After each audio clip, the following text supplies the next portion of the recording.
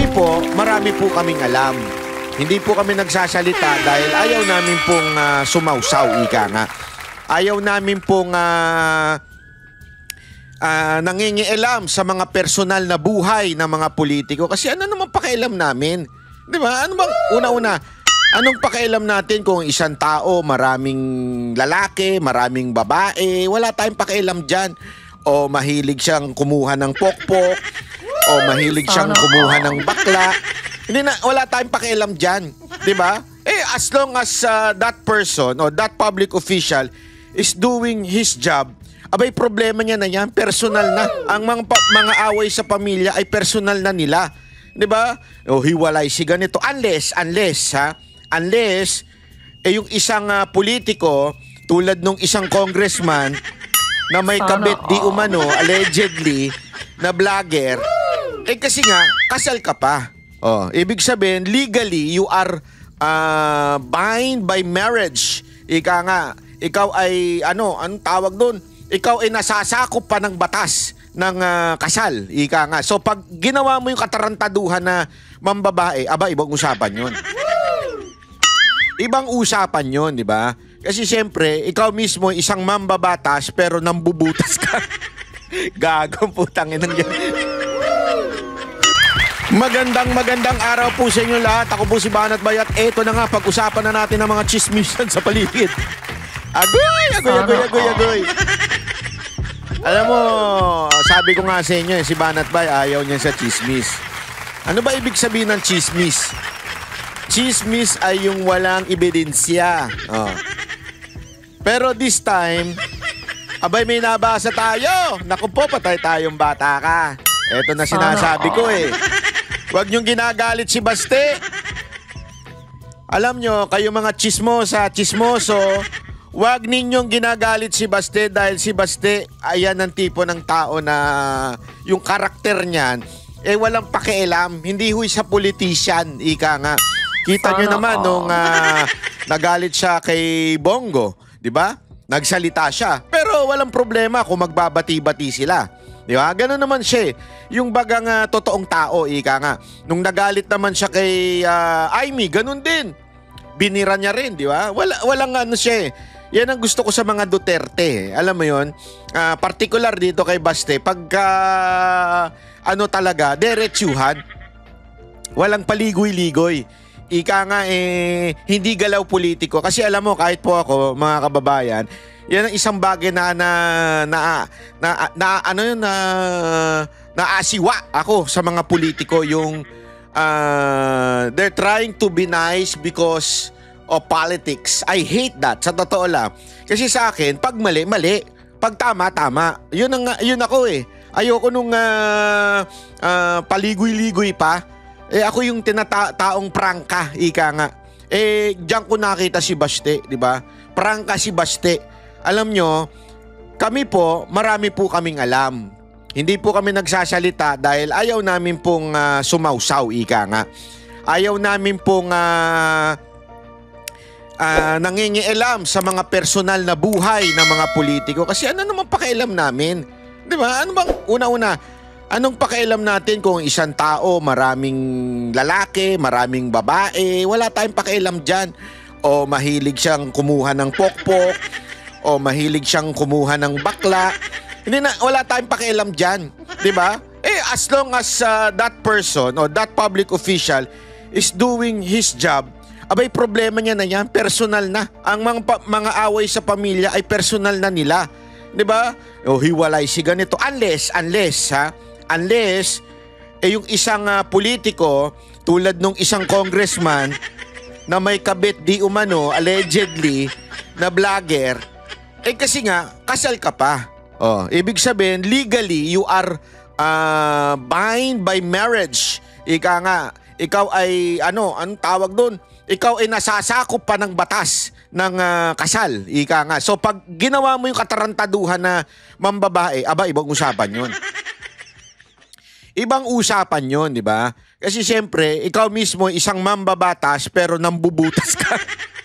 Gagong putang inang yan. Gago! Di ba? Ewan ko ba itong mga mambabatas natin mahilig mambutas, ano? Ang dami kong kilala dyan eh.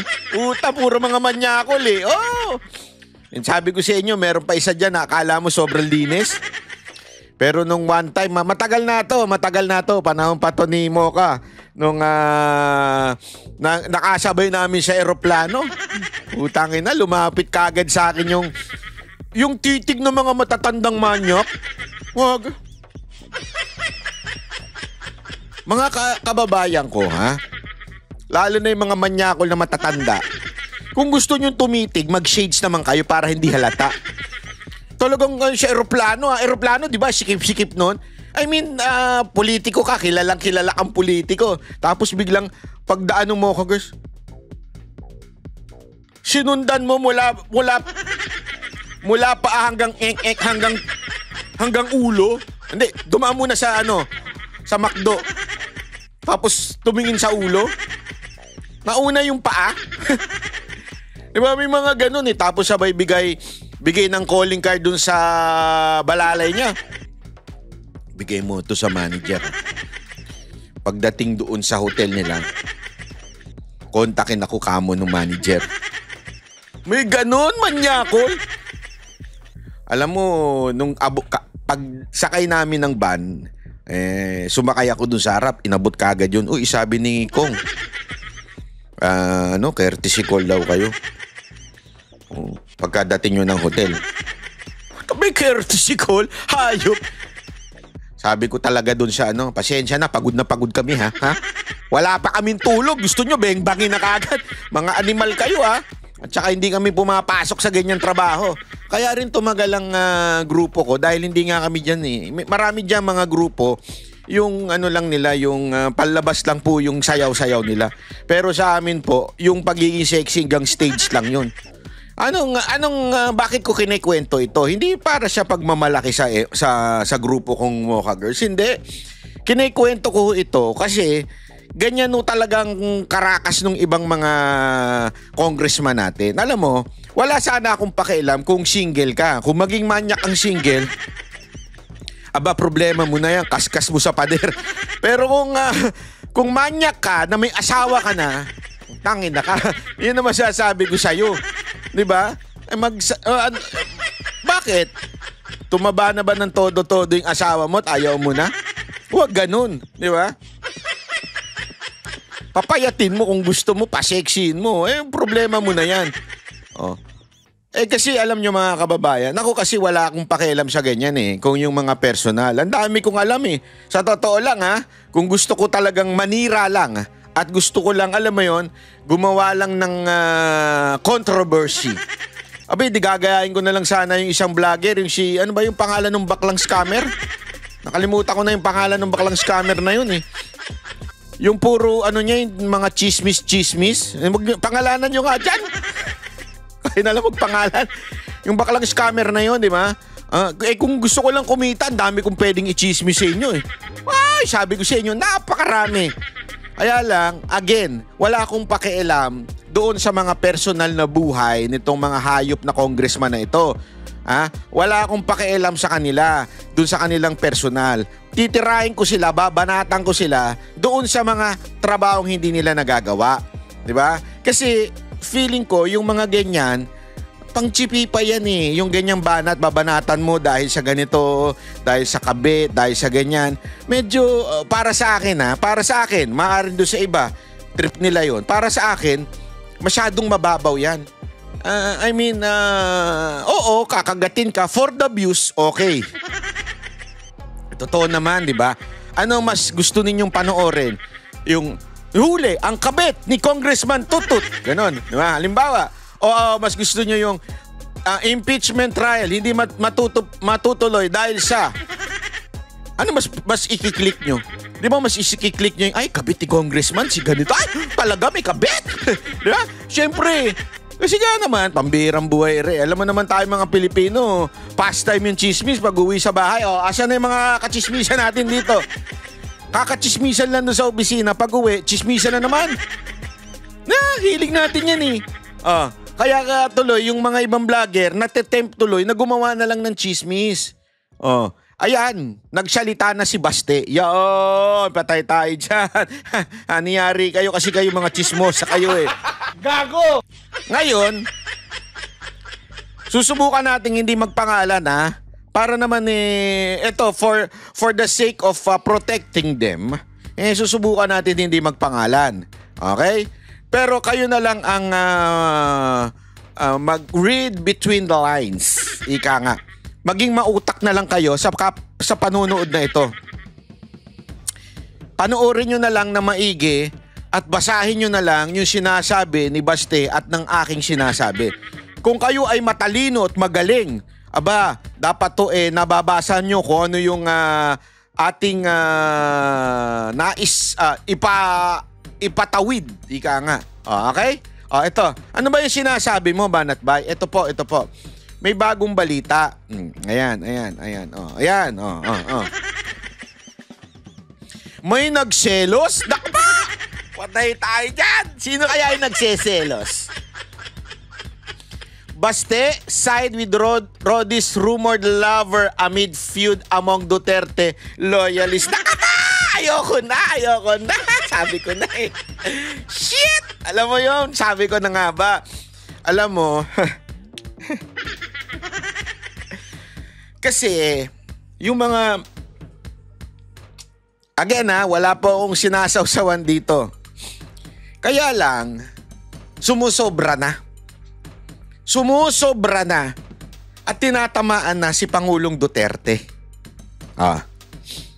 Kaya, magsasalita na tayo. Yan.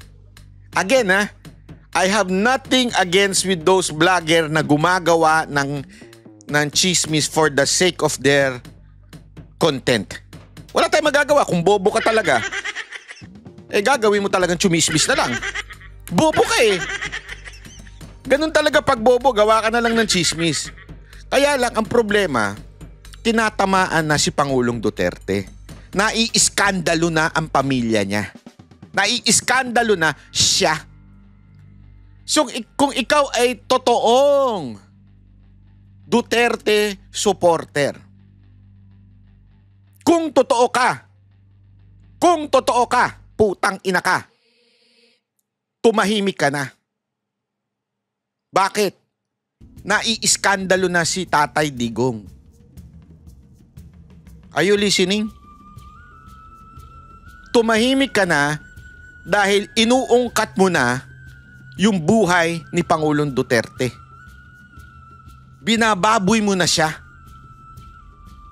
Kung ikaw may problema ka doon sa ibang nasa paligid ni Pangulong Duterte, makiramdam ka naman. Dahil ang nabababoy, hindi yung tinitira mo, kung hindi si Pangulong Duterte. Unless totoo yung narinig kong bayad ka para gawin ito. May narinig ako. Pero hindi ko na lang yung i-consider. Pero may narinig akong binabayaran ka ng isang taong nagseselos kay Pangulong Duterte. Ngayon, kung akala mo nakakatulong ka sa pamilya na Duterte, eto na yung anak ni Pangulong Duterte, nagsalita na. So this time, you better shut up ka na. Shut the fuck up. Pak, yung nagpapak ka ng ng gamit. Ganun. Ibig sabihin, lumayas ka na dyan. Bakit? Eto na sinasabi Sana hindi ko mapakita yung pangalan. Andali lang Sabi dito, Davao City Mayor Sebastian Baste Duterte appears to have thrown his support behind Cagayan de Oro Councilor Joylyn Gerly Balaba. Eto mga kababayan this is an open secret. Anyway, dilantad na naman ng iba A known ally of his father, former President Rodrigo Duterte, amid growing tension among Duterte's camp online supporter. So mainstream na kayo, mga animal kayo. In a recent Facebook post, the younger Duterte shared a video from Billionario News channel featuring Balabas' visit to the former president at the ICC detention center in The Hague, Netherlands. His caption read, "Kanang sigag langi," hindi ko naman, pasensya na, baka magkamali ako, hindi ko na babasahin sa Bisaya. Ang translation, "What I don't like are those who keep babbling nonsense." Yung mga ayaw daw niya ay yung mga taong putak lang ng putak. At ano yung pinuputak? May sense ba o wala? Nonsense. The post was widely interpreted as a dig at critics of Balaba, particularly online personalities. Among those who echoed Sebastian's sentiments was Duterte supporter Tio Moreno, who posted a similar video with the caption, "Buti pa si Gerly Balaba. Friends ni VPSD. Ang iba dyan, nga."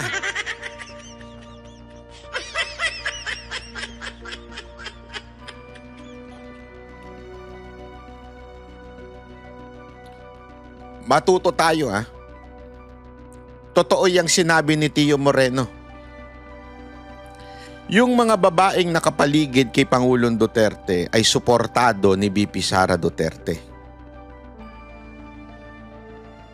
Sa katunayan niyan, hindi na nakapagpigil si Baste. At sinasabi niyang itigil na yung bunganga ninyo na nonsense. Huwag niyong antayin na pangalanan kayo at durog kayo. Huwag niyo nang antayin. Pangalanan pa kayo ni Baste. May alam po kasi kami na hindi namin pwedeng sabihin dahil we are not authorized to say it. Pero makiramdam na lang kayo. Ang tinitira ngayon kasi dyan sa The Hague ay yung dalawang malapit kay Pangulong Duterte. Akala ko ba galit ka? No. Sa mga may babae o may girlfriend. Tandaan ninyo, annulled po si Pangulong Duterte. So walang ginagawang masama si Pangulong Duterte. Kung sakasakali na marami siyang jowa, anong papakialam nyo? Hot si Pangulong Duterte. Diba? At iyan na nga, isa pa nga sinabi ni Tio Moreno, gusto daw ni VP Sara Duterte, which is, I don't think this person will talk na walang basihan. At alam ko rin, through confirmation, talagang walang problema si VP Sara Duterte at sila Baste doon sa mga binabanatan ng ilang mga chismosa at chismoso na mga tao dyan sa The Hague. So kung ikaw ay totoong Duterte supporter, kayo mga nandiyan sa The Hague, kung ikaw ay totoong Duterte supporter, tumahimik na kayo dahil tinatamaan na ang pamilya Duterte. Kung talagang Duterte supporter kayo, tatahimik kayo kasi alam nyong pinagpepiestahan na ng media yung katulad nitong girlfriend dahil sa putang inang kadaldalan ninyo. So kung ikaw ay sunod-sunuran ka pa rin sa mga vlogger na chismosa, hindi ka talaga Duterte supporter, chismosa ka lang. Kahit si VP Sara Duterte, walang problema doon sa dalawang binabanatan dyan na tinatawag na girlfriend daw ni ni Pangulong Duterte. Kaya nga ang title nito may nagseselos. May nagseselos at itong nagseselos na ito may binabayaran.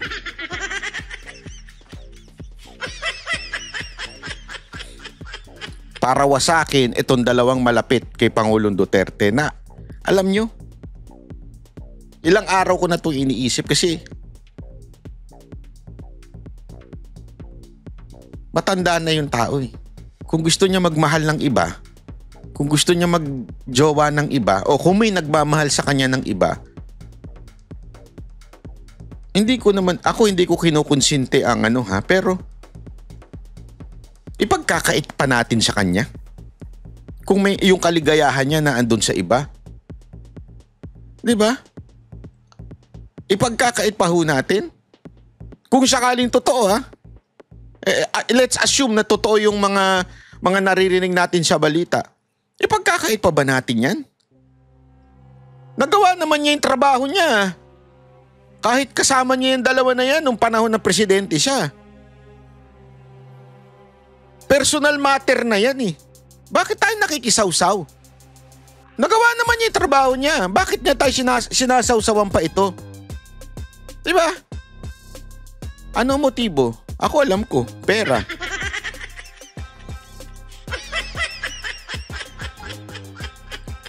Sabi ko sa inyo, alam ko yan eh. Jukebox yan eh.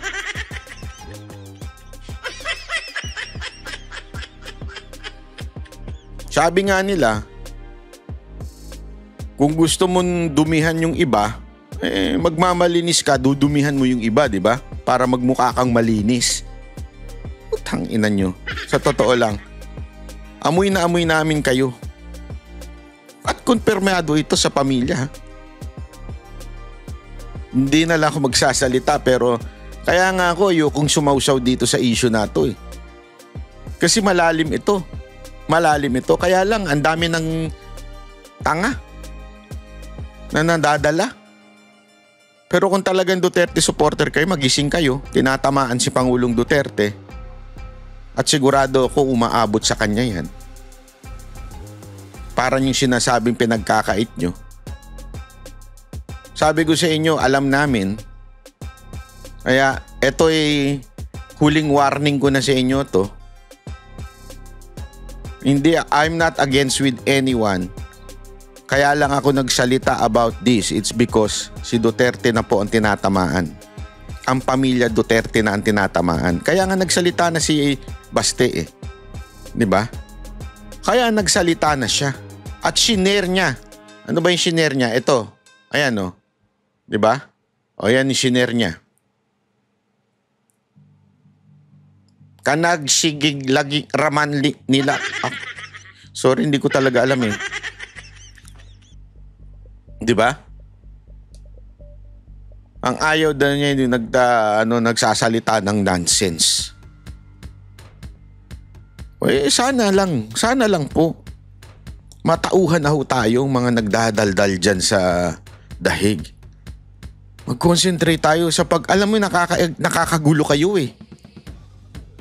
Nakakagulo talaga kayo. Yung mga sumasawsaw dyan, nakakagulo kayo. Mag-concentrate tayo sa paano ba mangyayari sa impeachment. Ang daming mahalagang issue sa lipunan. Tapos etong pinag-aaksayahan nyo, yung away ng ilang putang ina nyo talaga. Away ng pamilya kung meron man. Hindi nyo kasi alam eh, meron yan ng malalim na yan eh, malalim na usapin yan eh. Kaya nga dapat, wag nyo nang sawsawan. Wag nyo nang ungkatin. Hayaan nyo sila mag-usap-usap. Pamilya nila yan eh. Ba't nyo pa pinakikialaman? Di ba? Nagmamagaling kayo eh. As if concern kayo sa bayan. Ulul! Concern kayo sa views nyo. Concern kayo dahil bayad kayo para siraan ng pamilya.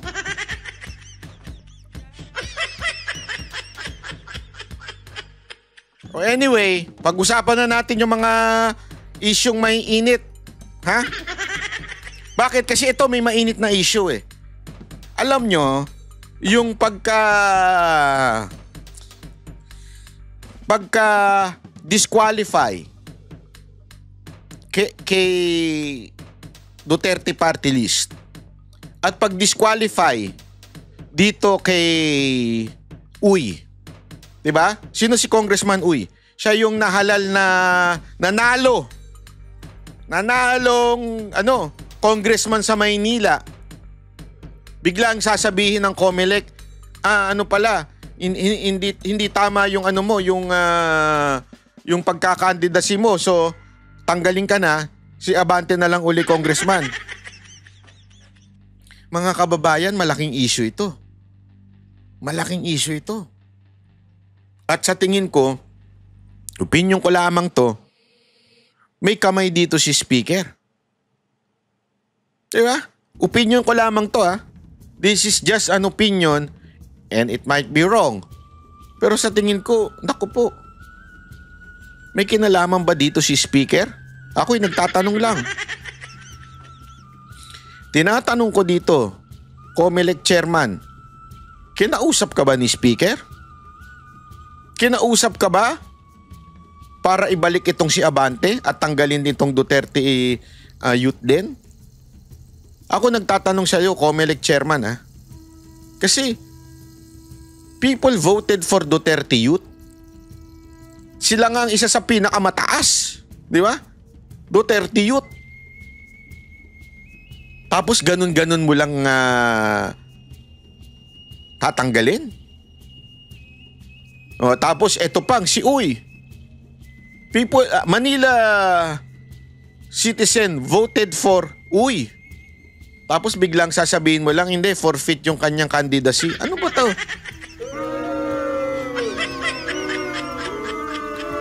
Dahil ba maraming ginawa si Abante? Again this is a question. Sana wag ganito. Pakinggan po natin itong paliwanag ni ni Cardema. May punto siya dito Bakit? Ito ay pwedeng gamitin kay BP Sara Duterte sa 2028.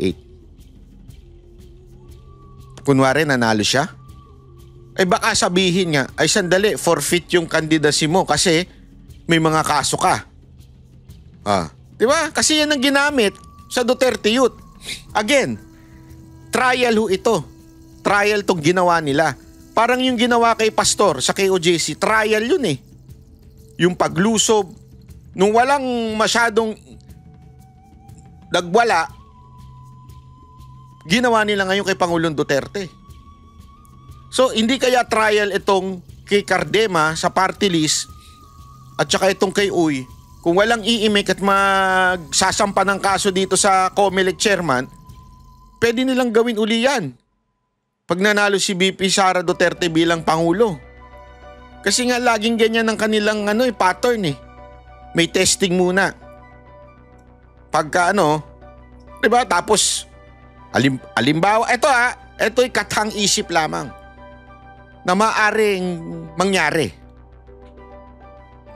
Kumandidato, hindi talaga makahabol si Speaker. So kahit number 2 lang siya. Diba? Kahit number 2 lang, okay na. Tapos, biglang i-forfeit yung candidacy ni BP Sara Duterte. Presidente bigla si Speaker. Ako po.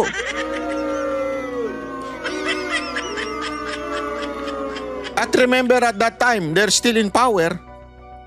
The command from the police and the AFP ay nasa presidente pa, na kay Marcos pa.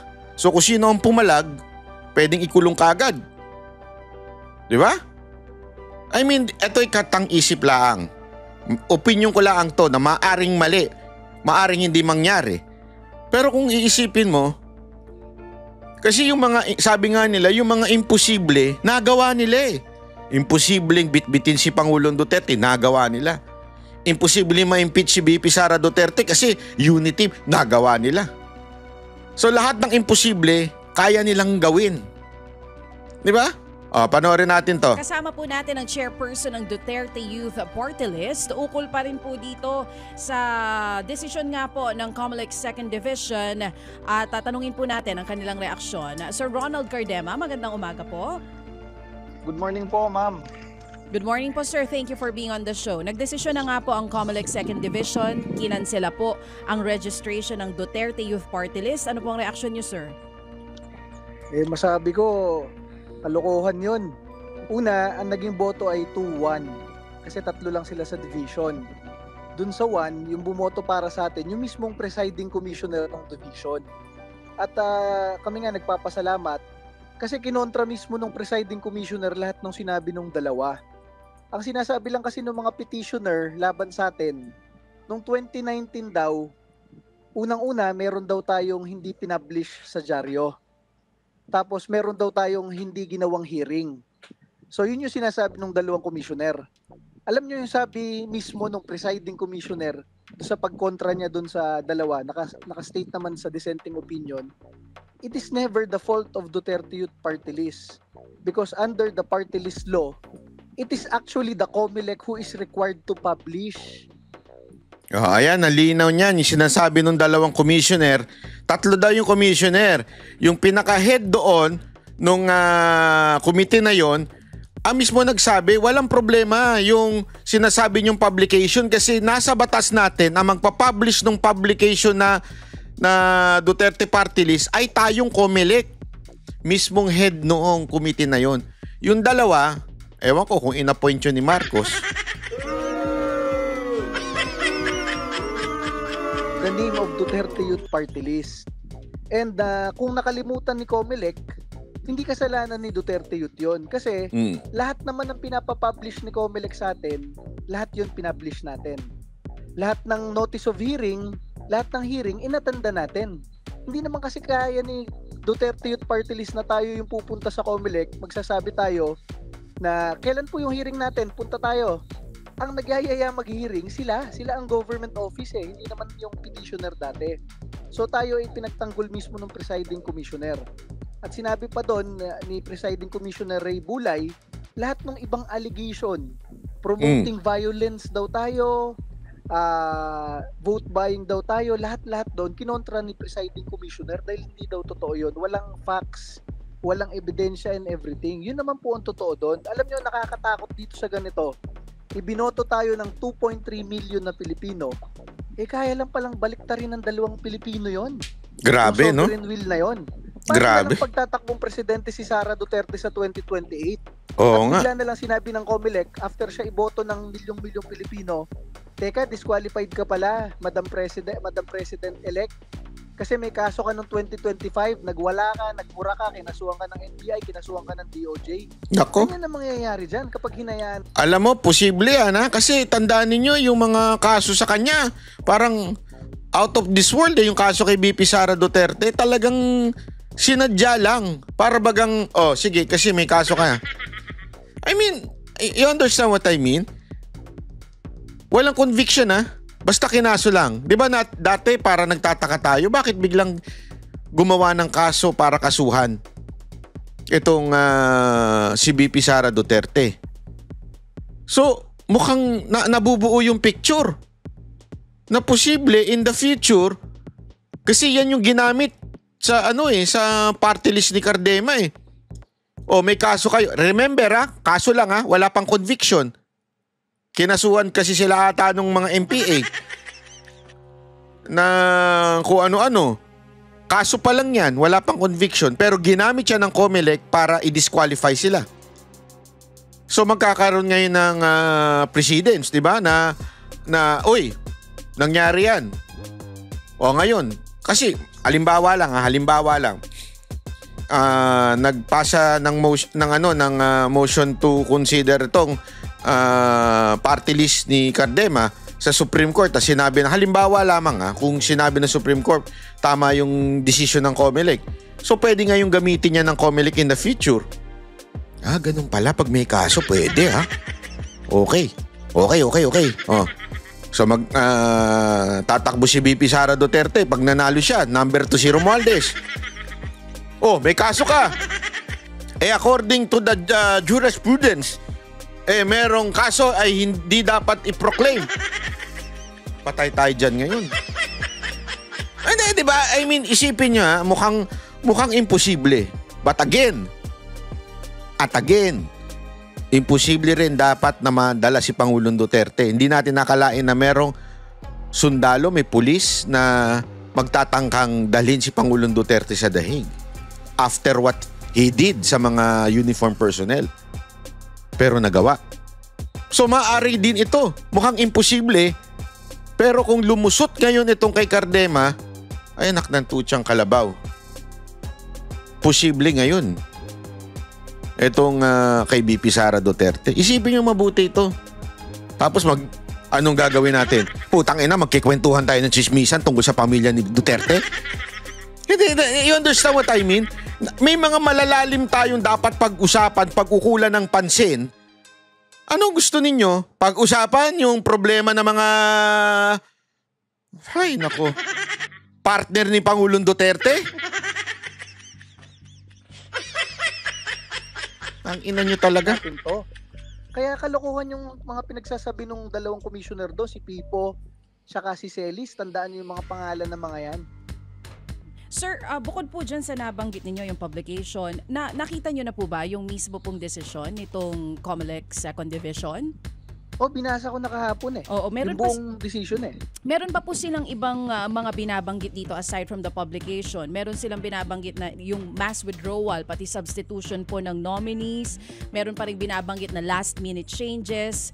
Meron din pong sinasabi na parang tinawag po ng COMELEC mismo na pinagbumukhang katawa-tawa po yung election process. Kumbaga, hindi lang isa po yung dahilan kung bakit kinansela yung registration. May tugon po ba kayo dito po sa mga nabanggit sa desisyon?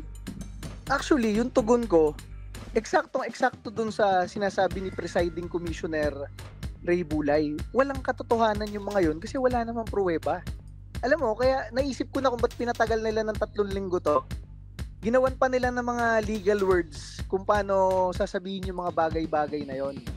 Unang-una, sinabi dyan kasi sabi ng petitioner sa atin, yung Kabataan Party List, promoting violence daw tayo. Isa daw yung sa dahilan kung bakit kailangan tayo matanggal yung rehistro natin.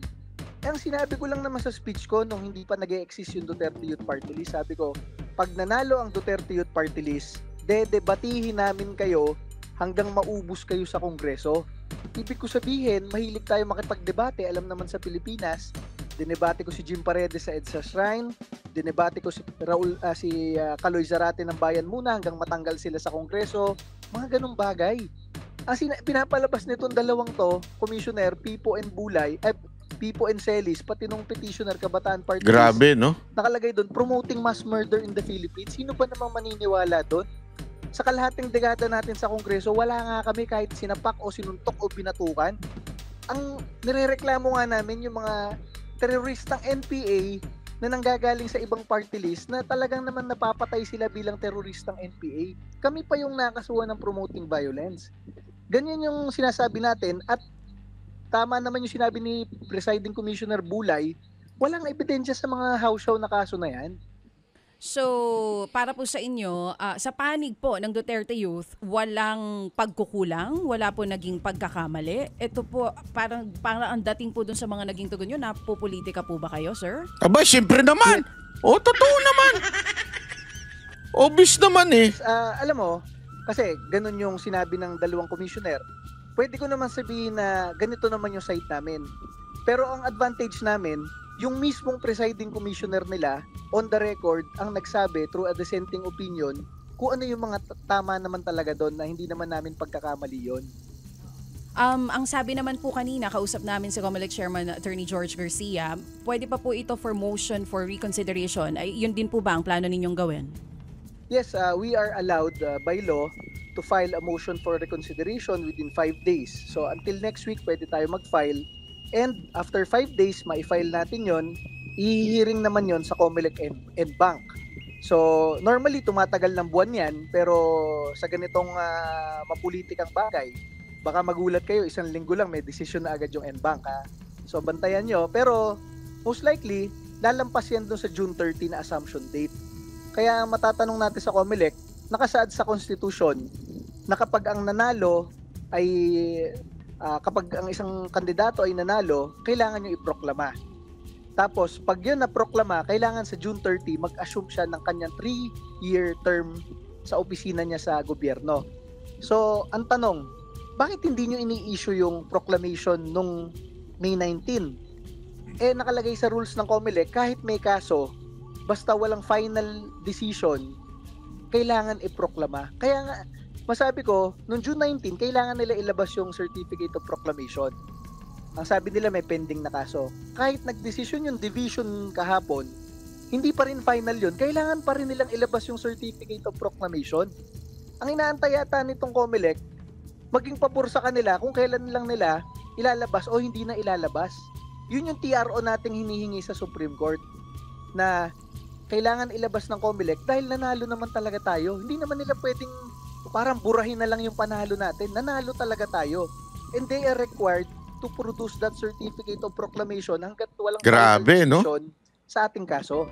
So, kumbaga po, Sir Ronald, dapat proclamation forthwith. Parang ganun ang Si... Medyo hindi lang na nasakyan ni Cardema pero tama tong sinabi ni Ted Filon eh. Alam mo kasi yan ang ano nila eh. Yung salitang forthwith. Laging ginagamit lang yan basta against sa mga Duterte. Forthwith, kailangan niya impeachment. Pero yung pagkadating sa mga ibang forthwith o immediate nga, hindi naman ginagawa ng ibang mga departamento o di kaya Congress, di ba? Kaya tuloy, naging katatawanan na po itong forthwith na to. palagay naman sa Constitution, sir. Siyempre, hindi naman pwedeng ang nagde-decide sa sovereign will ng halos 2 milyong tao, 2 tao lang. Opo, sige. So, meron kayong pending kaninyo, di ba, na petition sa Supreme Court. Wala pa itong action, ano po? Wala pa po. At Opo. syempre, alam naman natin pinag-aaralan niya mabuti ng ating mga justices sa Supreme Court. Pero, ang punto po dyan, sir, may pending case tayo dati, 2019 pa. Yun ang idinahilan ng COMELEC kung ba't hindi i-release. Ang daming may pending case. Merong may palpak na citizenship, merong may kaso ng plunder, may kaso ng terrorism. Bakit hindi sila hininto? O sige, tayo lang yung pinagdiskitahan. Grabe, no? Sila, gobyerno nagkaso sa kanila, ha? Ng terrorism, ha? Gobyerno nagkaso dun sa mga party list na makakaliwa. Ito, ang nagkaso sa kanya, yung mga makakaliwa. Pero dahil sa putang inang politika ninyo dyan sa Kamara, ang tatanggalin ninyo ay yung kakampi ng mga uniform personnel. Binoto sila ng uniform personnel eh. Kaya nga alam nyo, ito pang-aalipusta ito sa mga karapatan ng uniform personnel. Sabi ko sa inyo, delikado itong ginagawa ninyo, COMELEC. Kasi panalo sila sa absentee voting ng mga uniform personnel. Number 1 ito ang nanalo, party list ni Cardema. Kasi nga naman, ito po talaga ang lumalaban dito sa mga lintik na mga NPA. Tapos yung kumaso sa kanila na pinaburan ng COMELEC ay mga NPA. Mga kaalyado ng NPA. Di ba? Ito yung mga supporter. Kaya nga sila CPP, NPA, NDF eh. Kahit anong palusot nila na hindi sila NPA, red tagging niya. Hindi. Si Joma Sison ang nagbanggit sa inyo. Kaya nga CPP, NPA, NDF kayo eh. Magkakaalyado kayo. Tapos yan ang papaboran ng COMELEC. COMELEC chairman, ano na nangyari sa'yo? Pumapabor ka na ngayon sa mga makakaliwa? Sa mga are you? Nako, ayoko mag-isip na masama Ayoko mag-isip na masama pero hindi tama yan, sir. Kahapon nag-release yung division na tayo i-disqualified sa division nila. Hindi pa rin final yun. Kailangan nyo pa rin i-release yung certificate of proclamation dahil nanalo naman talaga. Opo. So, MR po natin next week. Opo. So, baka patagalin nila yan. Malay natin, 1 linggo, may decision na yung NBank. Tanggal na naman tayo sa NBank. Itataas naman natin sa Supreme Court yan na hindi walang basis yung pagkansela sa atin. So, ang totoo po dyan, sila tong gumagawa ng mockery of the elections. Ayaw nilang ilabas yung certificate of proclamation. Hindi tayo ang nagmamak sa election po na ito. Sige po. So, kumbaga, you are going to exercise lahat ng mga legal remedies dito po sa inyong kinasadlakan nga ngayon sa COMELEC. Ngayon, sir, panghuli na lang po ito. Ano ho ba ang inyong katwiran? Ano ba ang katwiran po nitong si Ma'am Drixie? Opo, Drixie May S. Cardema kasi yung nakalagay doon sa kona po ninyo, di ba?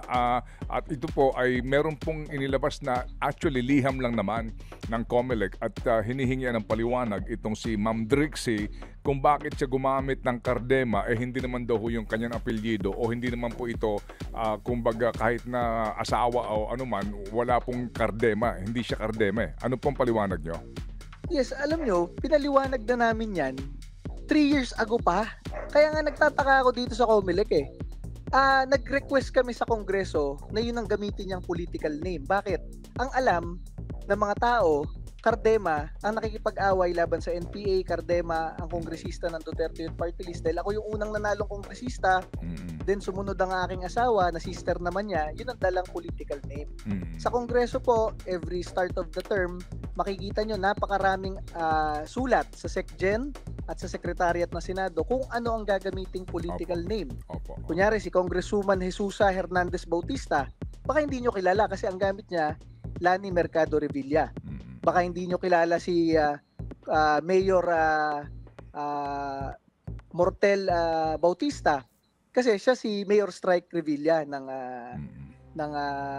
Bacoor. Baka hindi nyo kilala si Senator Jose Pimentel Ejercito kasi Senator Jinggoy Ejercito Estrada ang gamit niya.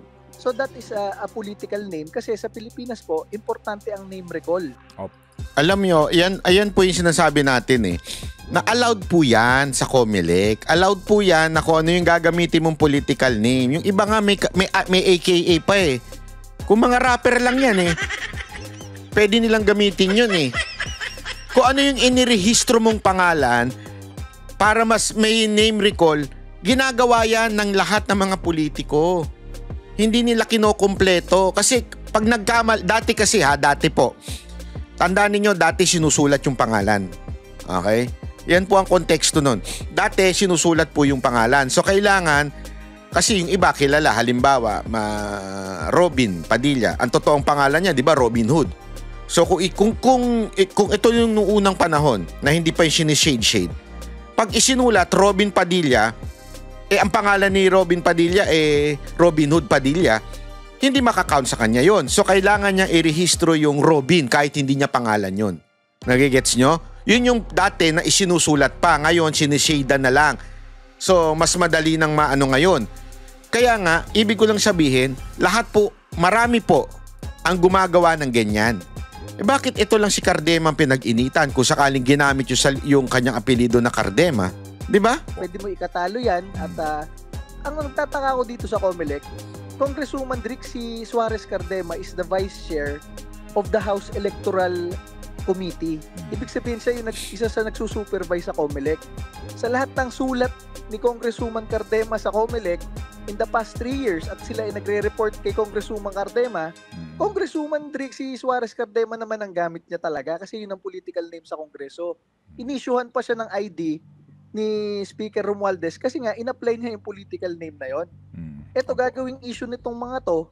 Ang sinasabi ko nga dito sa COMELEC, nire-raise na namin yung ibang issue na mas importante, yung merong apektado ang buhay ng Pilipino katulad na sa Kabataan Party List, ni-rate 3 beses yung member nila. Ayaw kami pansinin naman ni COMELEC. Grabe, no?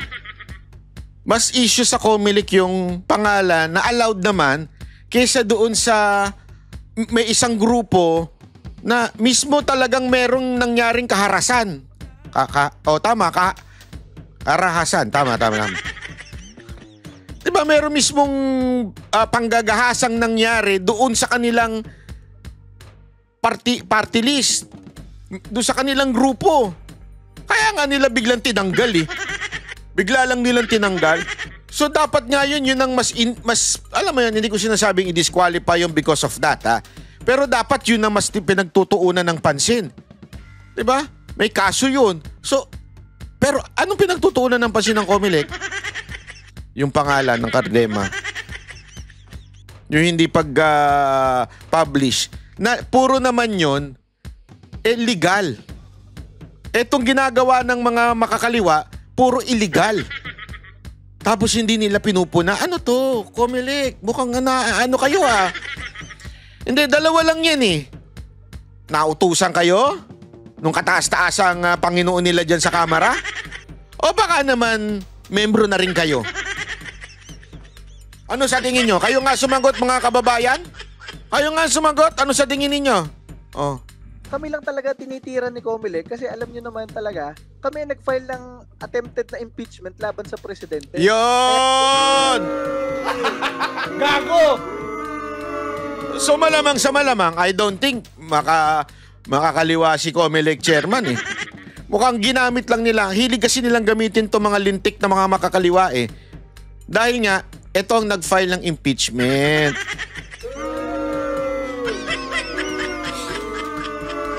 Siguro gusto nila magkaroon ng fear sa mga kongresista na papalag sa administrasyon. O, subukan ninyo mag-impeach kay Duterte, sorry. Mag-impeach kay Marcos, magiging Duterte youth kayo. Gago! Ganon siguro ang gusto nilang ipahiwatig, mga kababayan. Sa tingin ko, yan ang pinakapunot dulo nito eh. Ikaw kasi, Cardema eh. Ang tapang kasi nitong maman to. Kaya ako, hanga ako dito eh. Hindi, walang biro. Kaya nga, alam mo, nung pasensya nyo na, nung one time na nag-speech po ako, isa sa nabati ko lamang po yung Duterte Youth Party List. Kasi, malakas ang impact nito sa akin, yung Duterte Youth. Kasi, etong mga NPA na ito, dapat mabura na ito sa Pilipinas. At ang kaisa-isang kongresista na lumalaban, ang kaisa-isang party list na lumalaban ay sila. Kung pwede lang ako sumali dyan eh. Pang matigas yan eh. Hindi, totoo. Kasi talagang sila yung yung may bayag, ika nga. Talagang bagay sa kanila yung Duterte youth. Kasi, di ba, ganyan si Pangulong Duterte, may bayag. Kahit nga si BP Sara Duterte, may bayag din eh. Di ba? Pagdating sa mga NPA, talagang todo sila eh. Sa paglaban dito sa mga NPA. Kaya nga tama itong, alam nyo, bantayan natin ito. Ako, babantayan ko ito. Itong ginagawa nila sa Duterte Youth, babantayan ko ito. Talagang tututukan ko ito. Lagot talaga. Babanatan natin araw-araw yung pagyang Comelec na yan. Tapos bura-bura kayo. Di ba? Tapos binura pa nila yung data nila. Alam mo talaga may ginagawang di maganda eh. O anyway, maraming salamat. Kita-kits ulit tayo mga kababayan. Doon lamang po tayo sa tunay na issue. Huwag natin pakialaman yung pamilya ni Pangulong Duterte. Kaya kayong mga taga-dahig huwag kayong sunod-sunuran. Huwag kayong tatanga-tanga. Alam ko marami sa inyo nadala lang. Nadala lang doon sa mga chismosa dyan. Pero may time pa kayo magbago. Huwag yung pakialaman yan. Si Basti na nagsasalita. Okay? Salamat po.